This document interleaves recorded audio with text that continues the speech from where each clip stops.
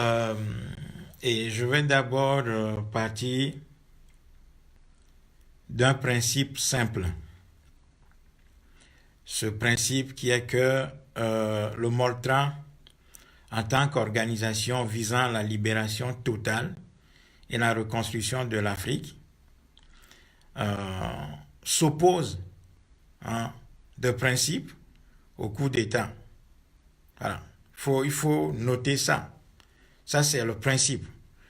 Le MOLTRA, en tant qu'organisation de la jeunesse panafricaniste et ayant une connaissance de l'histoire et ayant parcouru notre histoire en tant que peuple dominé, soumis, érige un principe simple, c'est son opposition au coup d'État. Et je vais expliquer pourquoi le MOLTRA s'oppose au coup d'État, avant de pouvoir revenir sur la situation du Gabon en tant que tel. Nous nous opposons au coup d'État parce que l'institution sur laquelle se fondent les pouvoirs en Afrique, c'est l'institution militaire. C'est l'armée coloniale habillée en armée nationale. Donc, lorsque l'armée, par moment, décide d'entrer en jeu, d'entrer sur la scène politique ou de prendre un certain nombre de décisions de manière visible, puisque c'est cette armée qui est en fait l'institution sur laquelle se fondent les pouvoirs africains. Quand cette armée décide de sortir à un moment donné pour opérer un coup d'État, c'est que ce coup d'État n'est jamais en faveur du peuple. Ce coup d'État, par principe, n'est jamais en faveur du peuple. C'est que l'armée fonctionne comme un corps qui se servait jusque-là de sa main droite, mais qui, avec le coup d'État, décide d'utiliser la main gauche. C'est le même corps qui reste, le même cerveau qui opère, mais c'est simplement la main qui change. Donc, lorsque l'armée décide de faire un coup d'État et de confier le pouvoir à des gens ou à un groupe de militaires et ensuite opérer des élections, c'est que cette armée-là ne fait que changer de main. Le corps militaire, le cerveau militaire reste intégralement. Première raison pour laquelle nous nous opposons au coup d'État. Oui, il peut y avoir des exceptions. On a vu par exemple au Ghana de John Jerry Rawlings et le Burkina Faso de Thomas Sankara, où là on a deux militaires, deux groupes de militaires, d'hommes armés qui ont pris le pouvoir et qui ont essayé de construire quelque chose d'assez potable.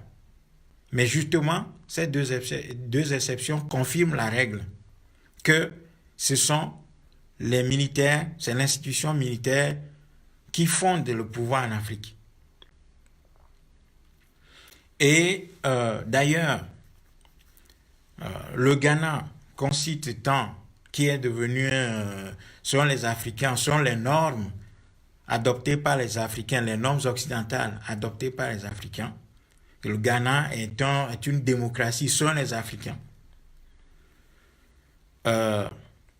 C'est que ce pays n'est jamais sorti de la situation d'une économie coloniale. Disons, ce qui est important dans la renaissance d'un peuple, c'est que l'appareil économique produise pour nourrir la population locale et ensuite résolve les problèmes de la population locale. Donc le Ghana, oui, sont les critères de la démocratie formelle occidentale, est une démocratie, mais cette démocratie, au-delà de l'alternance et du changement pour le changement, il n'y a rien en tant que tel que le Ghana apporte de manière significative dans l'histoire du peuple noir. Donc, coup d'État, opposition par principe, parce que l'institution sur laquelle se fonde le pouvoir colonial en Afrique, c'est l'instrument militaire. Deuxième raison pour laquelle nous nous opposons, ou nous sommes opposés de principe au coup d'État, c'est que le coup d'État confirme la nature même du pouvoir politique en Afrique, qui est un pouvoir appartenant à un groupe, à un petit nombre de personnes qui décident. Or, pour que l'Afrique renaisse, il va falloir que le peuple, qui est le fondement, qui doit être le fondement même de la démocratie, puisse jouer son rôle. C'est le peuple qui doit, dans un souci de reprendre son pouvoir de décision perdu depuis des millénaires maintenant, donner le pouvoir à un individu, contrôler cet individu ou ce groupe d'individus,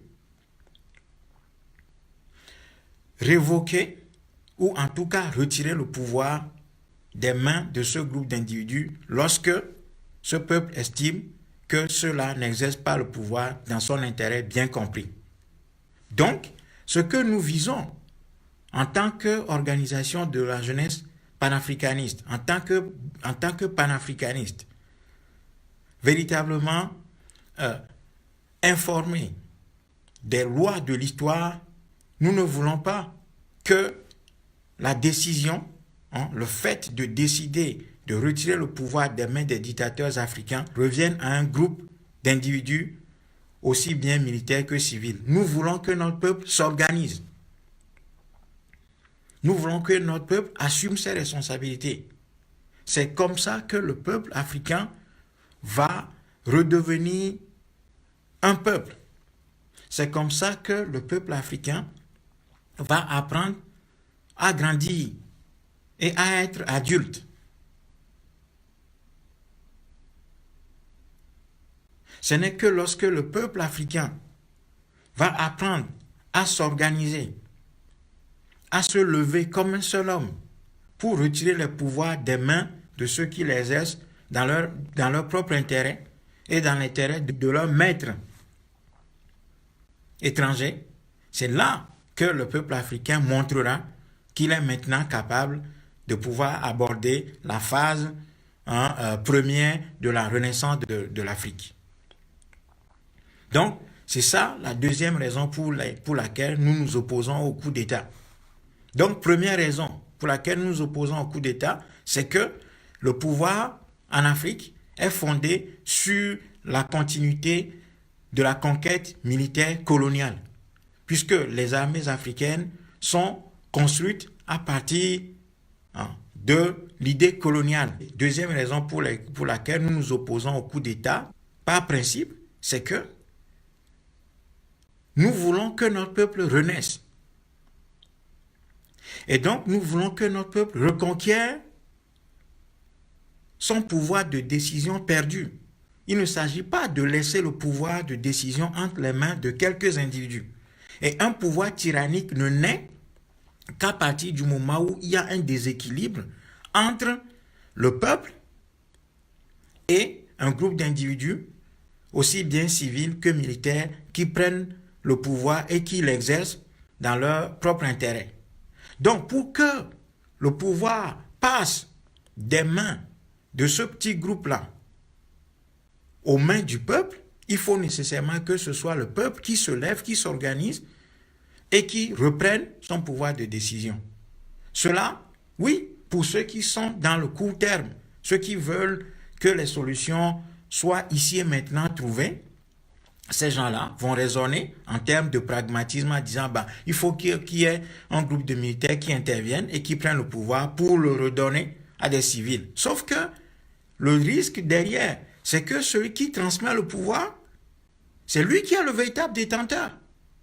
Le groupe qui va opérer un coup d'État et qui va transmettre le pouvoir à des civils, ça veut dire que ces civils-là sont sous le contrôle de ces gens, de ces individus armés qui viennent de l'institution militaire. La troisième raison, comme je viens de l'indiquer, c'est que nous voulons que notre peuple renaisse. Et pour que le peuple africain renaisse, ce peuple doit tenir compte de ce que sont les lois de l'histoire.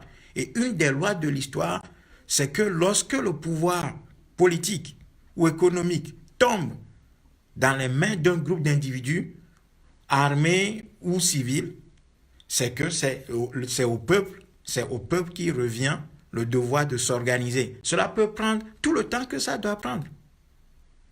Cela doit prendre le temps que ça doit prendre. Mais si nous habituons notre peuple aux facilités de coup d'État, aux facilités, aux raccourcis de coup d'État, ça veut dire que notre peuple ne prendra jamais, en tout cas nous allons retarder ses responsabilités. C'est pour ça que nous nous opposons au coup d'État. Nous sommes parfaitement lucides là-dessus. Nous sommes parfaitement lucides sur le fait que les coups d'État peuvent donner l'impression qu'il y a un groupe de sauveurs qui vient sauver la patrie et liquide le régime tyrannique en place, sauf que dans la réalité, cela n'est pas le cas.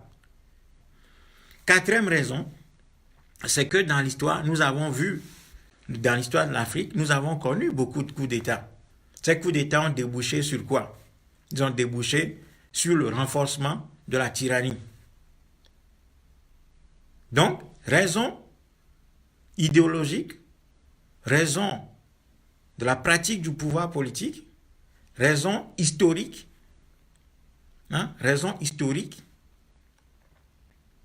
et raison de la responsabilité populaire.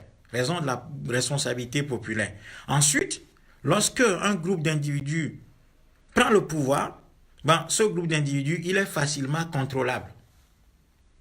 Il est facilement contrôlable aussi bien par l'étranger que par des puissances internes qui vont vouloir l'orienter dans leur sens. Donc, voilà les raisons pour lesquelles nous nous opposons au principe de coup d'État comme manière de changer les régimes politiques en Afrique et soi-disant pour redonner le pouvoir au peuple. Non, le pouvoir reviendra au peuple à partir du moment où le peuple lui-même sera en capacité de s'organiser pour lutter contre les tyrans. C'est ça. Et dans toute l'histoire de l'humanité, c'est l'une des lois les plus enracinées de l'histoire, c'est que lorsque le peuple lui-même assume ses responsabilités, eh bien, tous ceux qui arrivent plus tard au pouvoir craignent le peuple et n'opèrent plus ou bien n'arrivent pas à opérer par corruption.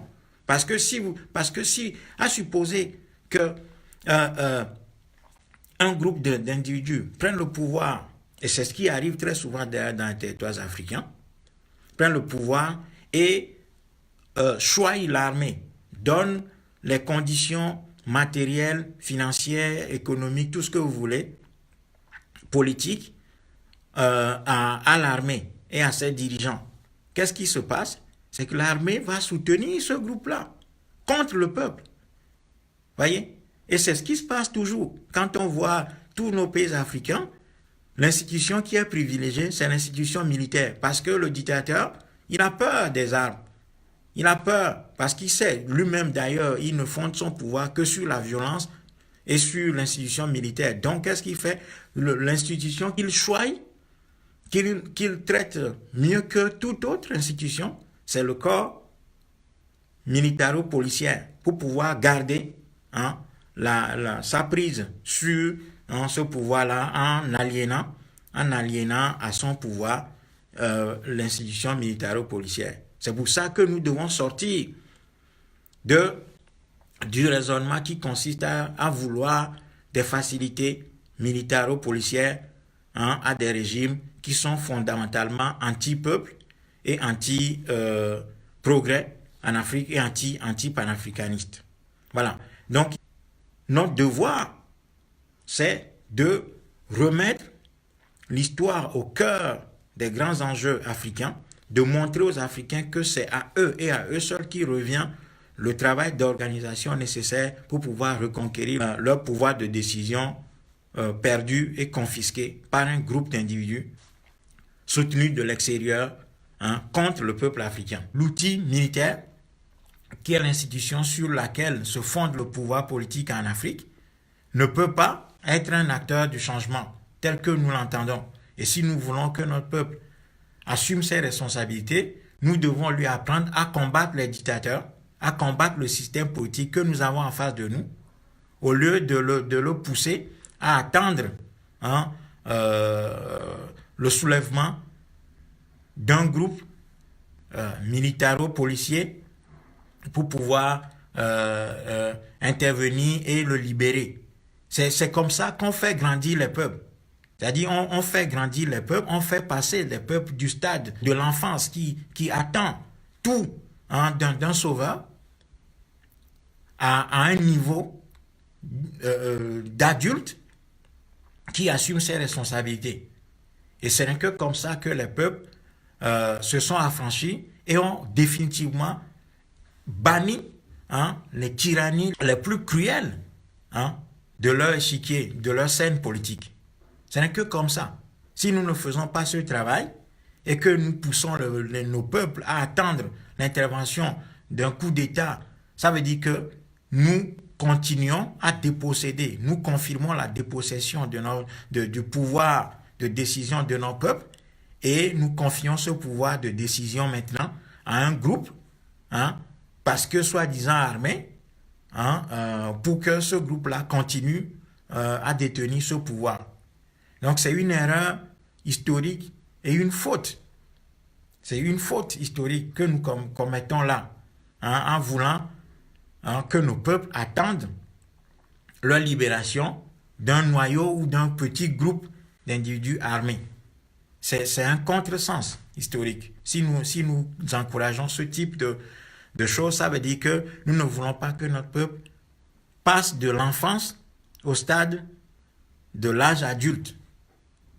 De l'âge adulte où les peuples prennent le temps qu'il faut lorsqu'ils sont tombés sous la domination d'une tyrannie soutenue aussi bien de l'intérieur que de l'extérieur, de s'organiser et à assumer ses responsabilités de manière organisée avec un leadership, ce qui fera ou ce qui fait que lorsque ce peuple reconquiert son pouvoir de décision, plus jamais aucun individu n'ose le lui reprendre et l'exercer de manière exclusive.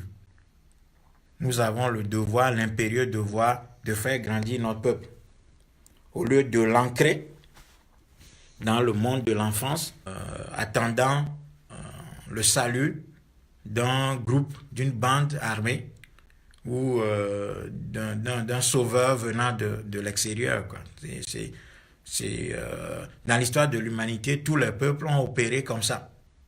C'est-à-dire qu'il y a un moment donné des citoyens qui ont commencé à organiser leur peuple de sorte à les faire passer de l'enfance incapables d'agir au stade de l'âge adulte avec pouvoir d'action organisé dans la discipline, dans la responsabilité, dans la prise de la conscience historique et dans la gravité, dans la discipline. Voilà, et ce n'est que comme ça que l'Afrique va renaître. Autrement, nous allons transférer le pouvoir de main en main par l'intermédiaire d'un groupe militaro-policier sans jamais parvenir au stade de la renaissance effective de l'Afrique. Et nous n'irons jamais au panafricanisme avec ça. Il en est de même pour les élections. Il en est de même pour les élections parce que le cadre étatique réel n'existe pas encore en Afrique. Nous avons des enclos coloniaux qui font office d'État. Et donc, dans ces enclos coloniaux, il y a quelques groupes qui détiennent le pouvoir. Et parmi ces groupes-là, il y a les forces armées qui sont la continuité de l'appareil militaire colonial. Il en est de même les élections qui sont faites en Afrique. C'est-à-dire qu'on peut avoir du changement pour le changement. Il n'y a rien qui va changer. Il n'y a rien qui va changer de manière fondamentale. Parce qu'on n'a pas encore remis le pouvoir de décision entre les mains du peuple.